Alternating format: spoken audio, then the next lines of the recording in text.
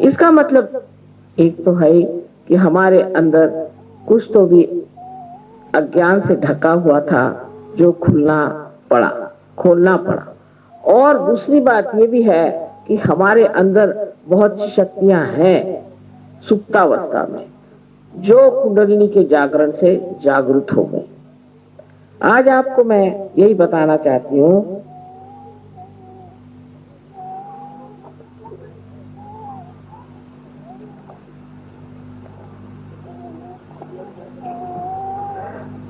कि कुंडलिनी के जागरण से क्या क्या बातें हो जाती। पूरा तो बता नहीं पाऊंगी, उसके लिए तो एक ग्रंथ लिखना होगा, पर आपको थोड़ा थोड़ा समझा दें।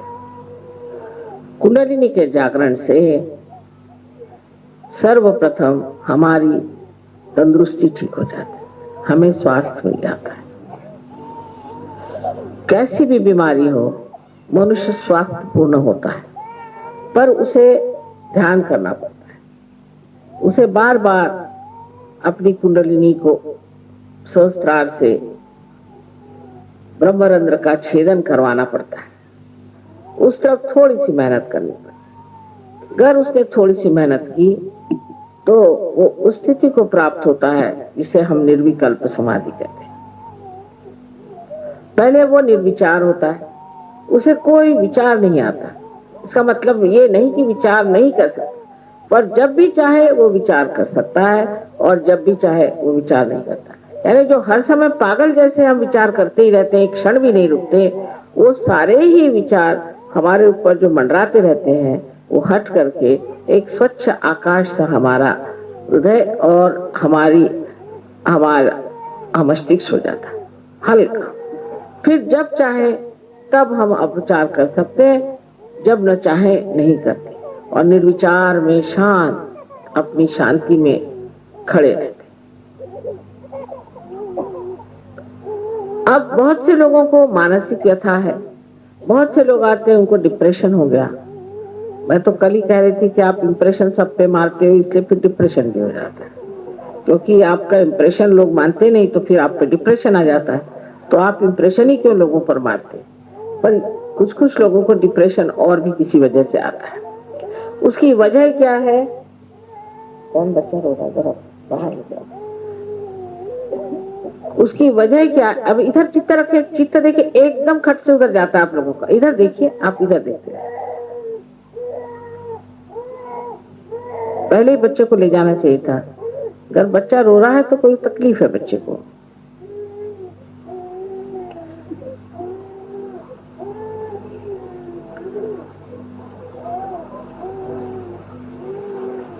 चित्त को जरा आप संयत रखें, क्योंकि जैसे जैसे हम बोल रहे हैं कुंडलिनी पर भी काम कर रहे हैं धीरे धीरे।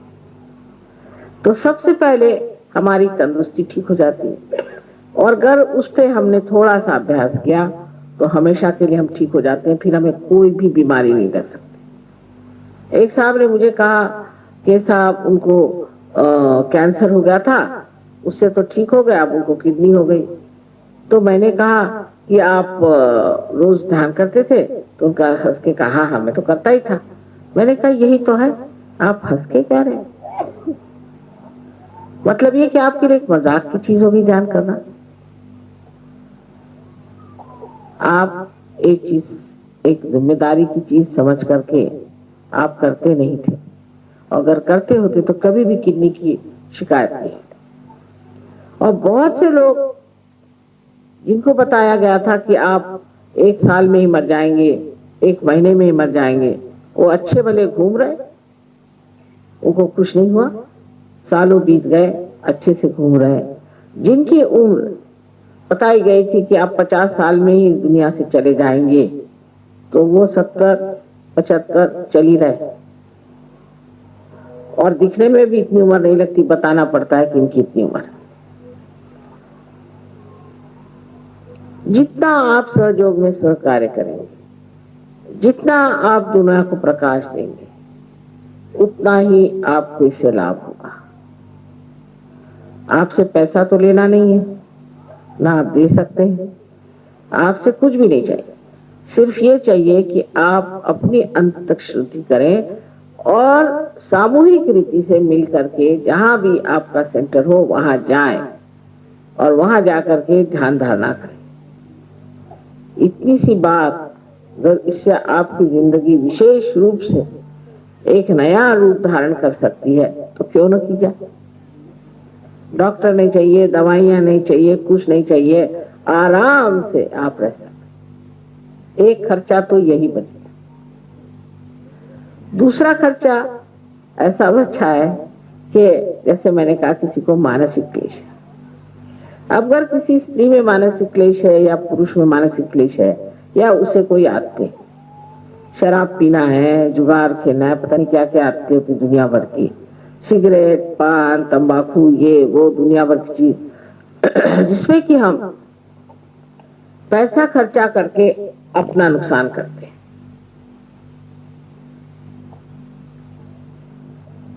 अपना नुकसान और अपने घर वालों का नुकसान, और उनके सामने कोई ध्येय भी नहीं रह जाता।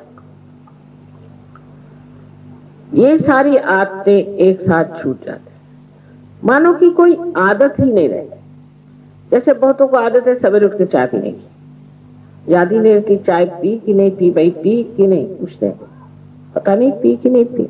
नाश्ता किया, कहाँ किया नाश्ता, अच्छा चल जान दो खाना ही खा लेंगे। फिर खाना खाते वक्त भी याद नहीं रहा खाना खाना है, तो 2 दिन ऐसे बीत जाते, पता नहीं चलता खाना खाया कि नहीं खाया और नाश्ता किया कि नहीं। अब ये कि हमें इस चीज का शौक है, हमें ये चीज अच्छी लगती। काफी लोग ऐसे होते हैं कि अब किसी को बेसन के लड्डू अच्छे लगते हैं तो अब सब लोग उनके लिए बेसन के लड्डू लेके चले, क्यों भाई, उनको बेसन के लड्डू पसंद है। अब वो मरते दम तक उनको बेसन के लड्डू चाहिए, और अगर डॉक्टर ने मना कर दिया तो उसी की भूख लेके मरते हैं, फिर भूत बन के आते हैं और कहते हैं हमें बेसन के लड्डू दो। तो इस तरह के जो शौक है कि उसको ये अच्छा लगता है, उनको ये पसंद है, उनको वो पसंद है, अपने इधर नॉर्थ इंडिया में बहुत ज्यादा है। इसको क्या पसंद है, हर आदमी एक दूसरे की चापलूसी में लगा रहता है कि इनको ये चीज पसंद है तो उनको वो चीज पसंद है। फिर पसंद ना पसंद कोई जानता ही। हमारी लड़कियों को खाना बनाने का बहुत शौक, तो मैंने कहा तुम तो अपने डैडी के लिए इतनी चीजें बनाती हो, मेरे लिए क्या बनाती हो। कहने मम्मी तुमको कौन सी चीज पसंद है, हमें तो पता ही नहीं, तुम्हें तो सभी चीज पसंद है और कोई चीज पसंद भी नहीं, जो मिले सो तुम खा लेती हो। तो मैंने कहा ये बात है भाई, हमें तो कुछ याद नहीं रहता हमें क्या चीज पसंद है। सो इस प्रकार अपनी पसंद और ये चीजें आते हैं। और जब तक आप अपने समाज में रहते हैं तो ऐसी बातें लोग करते हैं कि साहब मुझे तो बढ़िया घी खाए बगैर खाना ही नहीं आता, मतलब बड़े घमंड से खाए, और साहब मैं सुबह 2 सेर दूध पी सकता हूँ। अच्छा, और क्या क्या आप खा सकते हैं बताइए जिसकी बड़ी घमंड से बताइए। और साहब मुझे तो बाथरूम ऐसा चाहिए कि चकाचक हो। कौन साफ करता है आपके यहाँ, मेरी बीवी। और खाना वो भी मेरी बीवी। आप क्या करते हैं? जी नहीं, मैं नौकरी करता हूँ सुबह शाम तक, और सिर्फ सिगरेट पीता हूँ, कभी शराब पीता हूँ और कभी इधर उधर जरा चला जाता हूँ, बस। सो ये सब बातें जाके मनुष्य अपनी उपादेयता, यूजफुलनेस को समझता है कि मैं क्या क्या कर सकता, अपने जीवन का कोई अर्थ नहीं। इसी तरह से हमारे यहाँ आदमी और औरत जीते हैं। जरा आप पार होने के बाद उन्हें देखिए, लगता है कि पागल है क्या, इनके जीवन का कोई अर्थ है कि नहीं है। ये ज्यादा आपको विदेश में देखा जाए। किसी आप लेक में चले जाइए, कोई बोट होगी, उसमें खड़े हैं घंटों। मैंने कहा कर क्या रहे, कह ले ये बोट पे बैलेंस करें। अरे मैंने कहा भाई कुछ उनको काम धंधा और नहीं कहने लगे कि ये मजा उठा रहे। इसमें क्या मजा उठा रहे, बेवकूफ जैसे खड़े हुए बोट को ऐसे पकड़े, और घंटों। ऐसे तो कोई मछली नहीं कर सकती, कोई जानवर नहीं कर सकता, ये आदमी है कि क्या है जो कि घंटों अपने। एक साहब मुझे जाना है कल, जरूर लंदन जाना है, मेरे किसी का टिकट मिलना चाहिए, ये वो मेरे हस्बैंड के पीछे पड़े, मुझे किसी ने बुकिंग कराइए, 3 बार फोन। तो मैंने कहा भाई साहब ऐसी जल्दी क्या? अरे साहब मुझे वहां एक बॉल अटेंड करने का है, डांसिंग, उसके लिए मारो धाड़ करने जाना है, उसमें 4 घंटे जाके नाचेंगे और पांव दुखा के शराब पी के आके पस्त हो जाएंगे। लेकिन वो सोचते हैं कि हमारा जीवन जो है इसी में बहुत विशेष है, और इस तरह से जीवन को इतना हम बर्बाद करते हैं बात बात में। कहिए हमारे हिंदुस्तान में लोग इतने फैशनेबल भी नहीं, वहां तो एक कांटा, एक चम्मच, एक छुरी इतना नहीं रहता, 5 चम्मच इधर, 5 छुरियां उधर, 2-3 चम्मच उधर। अब आपको समझ नहीं आता कि क्या क्या खाने का है। इतनी सी चीज खाने के लिए 2 चम्मच लगाइए, कांटे लगाइए, फिर दूसरा दीजिए, फिर तीसरा दीजिए। अभी सीधे सीधे एक थाली लगाओ और खाओ। उससे अच्छा ये है कि केले का पत्ता रखो और खाना खाओ। सरल बात है, उठाया केले का पत्ता फेंक दिया, काम खत्म। लेकिन नहीं, इतना उसमें समय बर्बाद करेंगे, और जैसे ही उनके घर आप जाइए तो फौरन बताना शुरू करेंगे कि ये प्लेट फलाने जगह की है, ये रॉयल डाल्टन की है, ये अमका है, तमका है। और अगर आपके घर आएंगे तो आपकी प्लेट उठा के देखेंगे कि उसके पीछे क्या लिखा। आप क्या वो दुकान खाने वाले? उसमें कौन सी कंपनी का बना हुआ ये देखेंगे कि ये बढ़िया कंपनी का बना है कि। ऐसी चीजों की गुलामी इंसान करता है कि कुछ पूछे नहीं, और उसमें इतनी ज्यादा शोबाजी और आपस में इतनी खींचातानी कंपटीशन की कुछ पूछे नहीं। इस तरह से मनुष्य अपना जीवन इतना बर्बाद कर देता है। आदमी लोगों का तो क्या कहने, वो तो आपसी रस्सी खींच में ही मारे जाते हैं। अरे भाई वो आदमी कैसे हायर हो गया, वो कैसे लोअर हो गया, उसका कैसा बड़ा हो गया, उसका कैसे छोटा हो गया। रात दिन उनको यही फिक्र लग रही कि मैं नौकरी में बढ़ कैसे जाऊं। लेकिन कितना भी बढ़ता गया, समाधान तो मैंने देखा नहीं। वो जब तक कब्र में नहीं जाता है, एक टांग उधर और एक टांग इधर, तब तक वो सोचता मेरा प्रमोशन हो जाना चाहिए। अब लास्ट प्रमोशन हो रहा है, लेकिन तो भी वही सोचता कि मेरा प्रमोशन करो। और औरतों को दूसरी चीज से फुर्सत नहीं। औरतों को यह है कि उसने ऐसे बाल बनाए तो मैं क्यों ना बनाऊं, उसने ऐसे जेवर बनाए तो मैं क्यों ना बनाऊं, उसका ऐसा है तो वैसे क्यों ना करूं।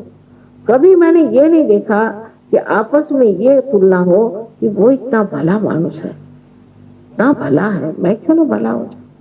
ऐसे मैंने किसी को नहीं सुना, आज तक नहीं सुना। सहयोग में है, सहयोग में है।